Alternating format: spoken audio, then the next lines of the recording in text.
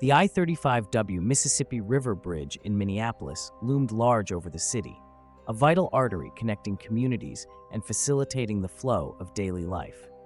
Stretching 1,907 feet, this steel truss bridge was not merely a structure. It was on any given day. The bridge bore the weight of thousands of vehicles, with approximately 140,000 commuters relying on it for their journeys. It connected downtown with the northern suburbs, linking businesses, families, and livelihoods in a way that was essential to the region's economy.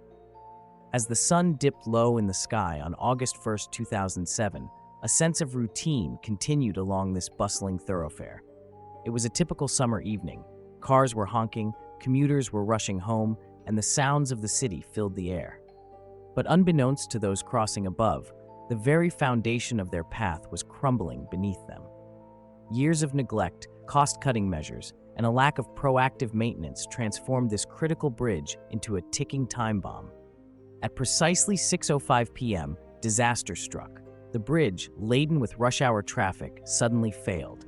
Witnesses described a deafening roar as the structure buckled, sagged, and then collapsed. Vehicles careened off the sides, plunging into the dark waters of the Mississippi River below.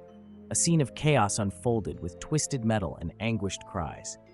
First responders raced to the site, navigating the wreckage with urgency, but the gravity of the situation was already heavy. This catastrophic event did not occur in isolation. A series of red flags had been raised long before that fateful evening. In inspections preceding the disaster, engineers warned of the bridge's deteriorating condition.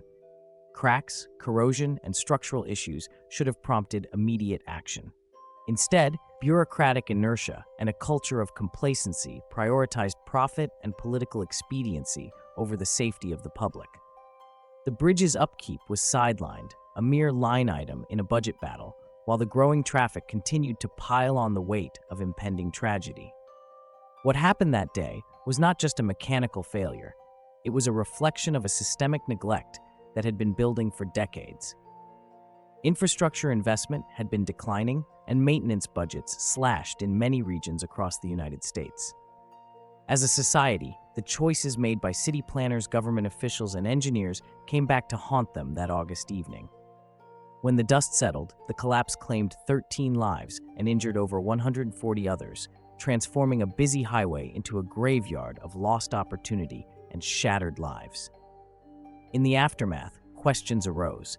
How could this happen? Why did those in power turn a blind eye to the looming crisis? Reports began to emerge, detailing the financial discrepancies and the slippery slope of neglect that led to the catastrophe. Investigative eyes focused on those responsible, igniting a firestorm of debate over responsibility and accountability. Public outcry surged, demanding answers and change, shifting attention toward infrastructure investment. The bridge collapse ignited a nationwide reckoning regarding aging infrastructure and safety standards, prompting communities far and wide to reevaluate their own structures and systems. As pressure mounted, revelations started to unfold, revealing deeper layers of complicity and oversight. But amidst this turmoil, one question loomed larger than the rest. Who exactly would be held accountable for the tragedy of that summer night? The implications of this disaster would resonate far beyond the banks of the Mississippi, and as investigations continued, tensions simmered. Would justice be served, or would it all be swept under the rug? On the evening of August 1, 2007, the I-35W Mississippi River Bridge, a vital artery in Minneapolis, was alive with the sound of traffic. Commuters rushed home after a long day, oblivious to the silent threats above them. Earlier that day, humidity hung in the air, and thunderstorms loomed. A storm warning issued hours before added to the unease, but nothing suggested what was coming. At 6:05 p.m., without a hint of warning, the bridge cracked, twisted, and then collapsed. The heart-stopping moment unfolded in seconds. Witnesses reported hearing a loud rumble, like thunder echoing through the valley. The structure slumped, twisted, and fell, taking with it an estimated 150 vehicles. Cars vanished into the depths of the Mississippi River, while some landed on the bridge's rubble. Panic ensued. The sheer horror of the moment struck everyone nearby. It felt like I was in an earthquake, one witness recalled. People scrambled from their cars, eyes wide with disbelief. Others were trapped, desperately calling for help. The scene quickly morphed into chaos. First responders arrived almost immediately, racing against time. Firefighters and police officers took in the devastating sight. They faced an unforgiving landscape, a mangled wreck of concrete and steel. Emergency boats navigated the river, searching for those submerged in the murky water. Every second counted. Lives hung in the balance. John, a local firefighter, later reflected, "We didn't know what we were going to find. Everything was unfolding right in front of us." The urgency and drama intensified as more rescue teams joined the battle against the clock. They knew the stakes. They had to find survivors amidst the debris. The sounds of sirens filled the air, a piercing reminder of the gravity of the situation. But there were systemic questions brewing beneath the surface. In the months leading up to the collapse, warnings about the bridge's structural integrity had been drowned out by budget constraints. Engineers had flagged significant issues, cracks, corroded steel beams, but those warnings went unheeded. Red tape suffocated real action. Who was truly responsible? What shocked many was not just the fall of the bridge, but the systematic neglect that led to it. Investigators later revealed that the state had allocated minimal funds for necessary repairs. Politicians spoke of budget priorities driven by interests that often overlooked public safety. As the rescue efforts unfolded, it became increasingly clear. This tragedy was not just an accident. It was a failure of leadership and responsibility. In total, 13 lives were lost. Over 140 people were injured, many suffering life-altering consequences. As rescue operations continued, the nation watched in disbelief, now questioning not just how this could happen, but why.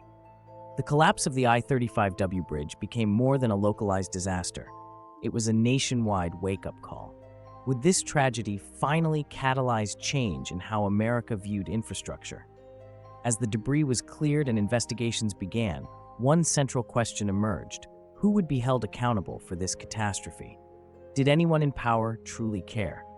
Join us next as we delve into the fallout from this disaster, how it ignited a national conversation about infrastructure safety, accountability, and sparked a public outcry for change that echoed far beyond Minneapolis. In the immediate aftermath of the collapse, a cloud of confusion mingled with heartbreak. The National Transportation Safety Board, or NTSB, launched a full investigation into the disaster. Their task was monumental: to untangle the web of events that led to the unthinkable. The initial investigations revealed an alarming picture. Engineers began examining not just the wreckage, but also the bridge's design. What they found was troubling. The I-35W bridge was a cantilevered steel truss structure, completed in 1967, and had undergone little substantial maintenance since. It was nearly 40 years old. Some experts pointed to its age, while others highlighted design flaws. The bridge had been designed to handle a certain amount of traffic, but ongoing growth in vehicle volume had far exceeded original estimates. Then, investigators turned their attention to structural integrity. They discovered the first of several chilling revelations: material fatigue. Over the years, the constant strain of heavy loads, coupled with the weathering effects of Minnesota's harsh winters, had taken a significant toll on the bridge's steel components. Engineers conducted quantitative analyses of the bridge's capacity. They found that many vital components exhibited signs of distress. The NTSB computed that critical portions of the bridge had deteriorated to a point where, in engineering terms, they were severely compromised. While examining those components, investigators pointed to a design decision aptly nicknamed the fatigue limit. This was a threshold, a point at which the metal began to lose its structural integrity due to cyclical loads, like the rhythmic thud of countless tires meeting asphalt. They scrutinized the bridge's load-bearing capacity. It was outdated and vastly underestimated. They disclosed that the bridge was carrying far more weight than it was ever intended to bear when it started swaying and ultimately gave way. But did the warnings about these very issues go unheeded? Yes. State and federal inspections had flagged significant concerns. Internal documents revealed that bridge engineers had noted increasing levels of deterioration for years, but budget constraints stalled necessary repairs. The bridge had never been prioritized for major renovation, despite repeatedly being labeled functionally obsolete. Although it did not meet a concrete failure threshold, it reflected a systemic culture of neglect. All these financial decisions, rooted in the obsession with cutting costs, played a critical role in what unfolded. Moreover, the chilling finding continued to unfold. The investigative team scrutinized inspection reports, looking for flaws in how they were conducted. They found inconsistencies. Some inspectors wrote about supplanting urgency with complacency. At times, surface-level assessments let deeper problems go unchecked. The very framework meant to safeguard public safety devolved into a routine checkbox exercise predicated on financial expediency rather than a genuine commitment to infrastructure resilience.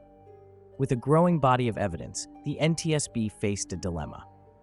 As they unraveled this story of complacency and negligence, the public's demand for accountability intensified. What choices had led decision-makers down this path of neglect? Was there someone who could be held responsible for the tragic failures? And as families mourned, the real question pulsed in the air like tension before the storm. How many more bridges across America were just waiting for a similar fate? With the findings skewering the root causes, could the NTSB uncover deeper truths, perhaps implicating larger systemic issues? This would not just be the story of one bridge. It could expose a national crisis lurking in plain sight. 13 lives were lost that fateful day. The I-35W bridge collapse was not just an event. It was a tragedy that ripped through the community, leaving scars that ran deep. Over 100 individuals faced injuries, some severe enough to alter their lives permanently. Families were shattered, and a city was thrust into mourning, but the impact stretched far beyond the individuals involved. In the wake of the collapse, a groundswell of outrage emerged. Many asked, how could this happen? How could a structure, integral to daily life, succumb so swiftly? The answer lay in years of neglect, budgetary cuts, and a shocking disregard for human life. An overdue inspection was brushed aside, with officials prioritizing economic considerations over essential safety protocols. This incident didn't merely become a local tragedy, it evolved into a national crisis, sparking debates about infrastructure across the country. Congress couldn't ignore the clamor for change. The horror of the Minneapolis tragedy forced leaders to confront uncomfortable truths about America's aging infrastructure. In 2007, shortly after the collapse, the federal government responded by increasing funding for infrastructure projects. The Federal Highway Bridge Program aimed to address long-standing issues, emphasizing that bridges, vital arteries of transport, deserve urgent and rigorous attention. But the implications of this disaster were more profound. The National Transportation Safety Board, NTSB, and the Federal Highway Administration initiated a reevaluation of safety regulations, pushing for more substantial oversight and improved standards. This effort was a direct reaction to the negligence laid bare by the collapse.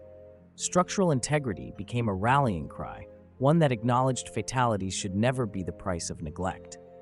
However, the changes came with a complex backdrop. States were given more funding, but with that came pressure to prioritize planning and maintenance. Many politicians spoke passionately about the newfound urgency, yet the flow of cash was sometimes marred by political maneuvering and competing state demands.